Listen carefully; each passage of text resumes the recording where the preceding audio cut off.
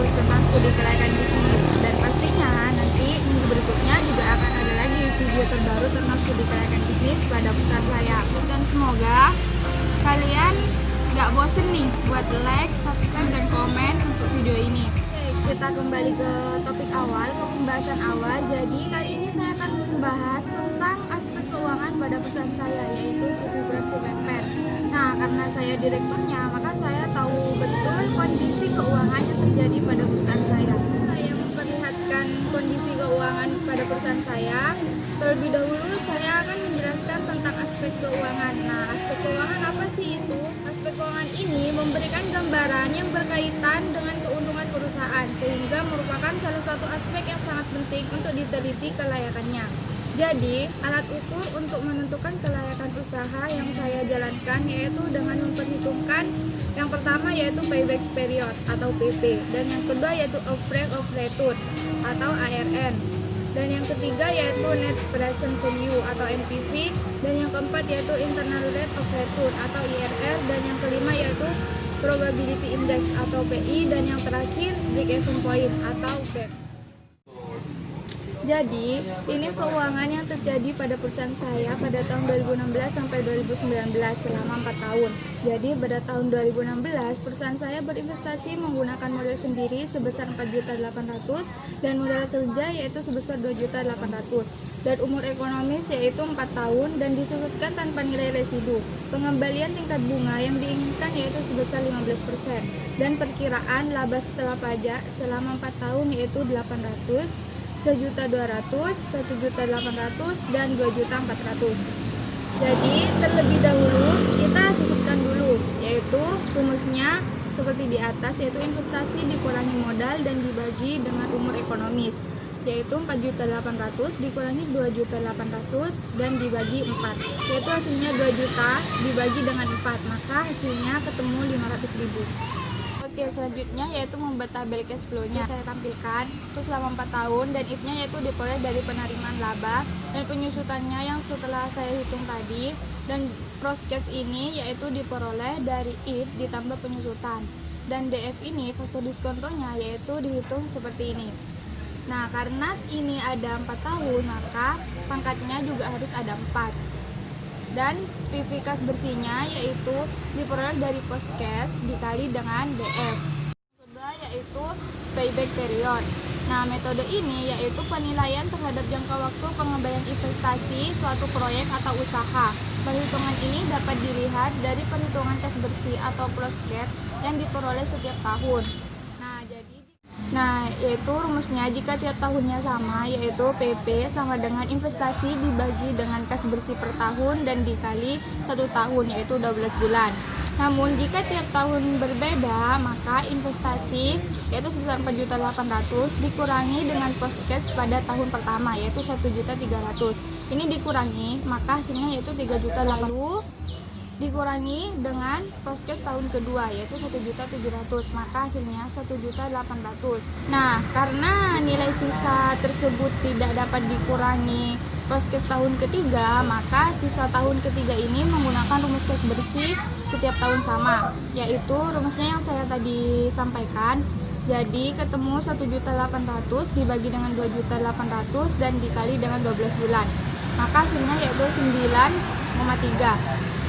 Jadi dapat disimpulkan berdasarkan perhitungan PP ini kurang dari umur investasi, maka proyek atau usaha layak untuk dijalankan. Nah, jadi setelah saya hitung, investasi yang saya jalankan ini umurnya yaitu 2 tahun 9 bulan. Jadi proyek atau usaha saya yaitu layak.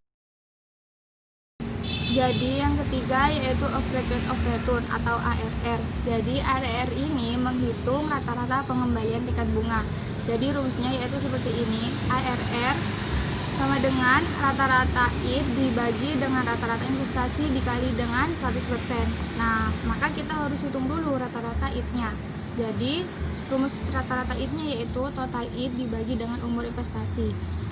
Total IT-nya pada perusahaan saya yang tabel tadi yaitu 6.200.000 dibagi dengan 4, maka hasilnya 1.550.000. Nah, selanjutnya yaitu menghitung rata-rata investasi. yaitu investasi dibagi dengan umur ekonomis. Jadi 4.800.000 dibagi dengan 4, maka hasilnya ketemu 1.200.000. Nah, selanjutnya yaitu menghitung ARR-nya. Jadi 1.550.000 dibagi dengan 1.800.000 dikali dengan 100%, maka hasilnya 1,29. Lalu yaitu ARR dikali dengan investasi. Jadi hasilnya ARR-nya yaitu 1,29% dikali dengan 4.800.000, maka ketemu 6.192.000. Nah, jika ARR ini lebih besar dari modal kerja, maka proyek atau usaha layak diterima. Dan selanjutnya yaitu net present value atau NPV. Jadi ini menghitung perbandingan antara PV kas bersih dengan PV investasi. Nah, rumusnya NPV yaitu total PV kas bersih dibagi dengan PV investasi. Jika PV positif, maka layak diterima. Nah, untuk menghitung NPV-nya pada usulan saya yaitu 5.583.600 dikurangi dengan 4.800.000, maka hasilnya ketemu 783.600. Nah, hasil NPV-nya saya yaitu positif, maka proyek atau usaha layak diterima. Dan yang keempat yaitu probability index atau PI. Jadi probability index ini yaitu merupakan rasio aktivitas dari jumlah nilai sekarang penerimaan bersih dengan nilai sekarang pengeluaran investasi selama umur investasi. Jadi rumusnya yaitu PI sama dengan total PV kas bersih dibagi dengan PV investasi. Jadi yaitu pada perusahaan saya total PV kas bersihnya yaitu 5.583.600 dibagi dengan 4.800.000, maka hasilnya 1,2. Nah, berdasarkan nilai PI yang lebih besar dari 1, maka proyek diterima. Jadi jika PI lebih besar dari 1, maka proyek diterima. Namun jika PI kurang dari 1, maka proyek ditolak. Nah, selanjutnya yaitu internal rate of return atau IRR.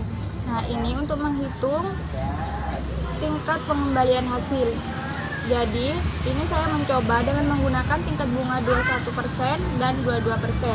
Nah, pada tingkat bunga 21%, maka nilai NPV-nya yaitu positif. Dan untuk tingkat bunga 22%, nilai NPV-nya yaitu negatif. Nah, jadi untuk menghitung IRR-nya yaitu rumusnya seperti di atas ini. Nah, maka hasil IRR-nya yaitu 21,8%. Nah, jika IRR kurang dari bunga pinjaman, maka ditolak. Dan jika IRR lebih besar dari bunga pinjaman, maka diterima. Dan terakhir yaitu menghitung break-even point. Break-even point ini merupakan titik di mana pendapatan sama dengan modal yang dikeluarkan. Tidak terjadi kerugian atau keuntungan. Jadi ini titik impas atau titik keseimbangan. Nah, jadi contoh pada perusahaan saya yaitu total biaya tetap 200.000, total biaya variabel 5.000, dan harga jual per unit yaitu 10.000. Maka rumus B per unit yaitu biaya tetap dibagi dengan harga jual per unit dikurangi biaya variabel. Jadi BEP-nya ketemu yaitu 40 unit. Artinya perusahaan perlu menjual 40 unit atau buah agar terjadi break even point pada penjualan ke-41 ini baru memperoleh keuntungan. Dan yang terakhir yaitu menghitung BEP rupiah, yaitu uang penjualan yang harus diterima agar terjadinya BEP. BEP rupiah yaitu rumusnya harga jual per unit dikali dengan BEP unit. Maka pada pesan saya yaitu ketemu 10.000 dikali dengan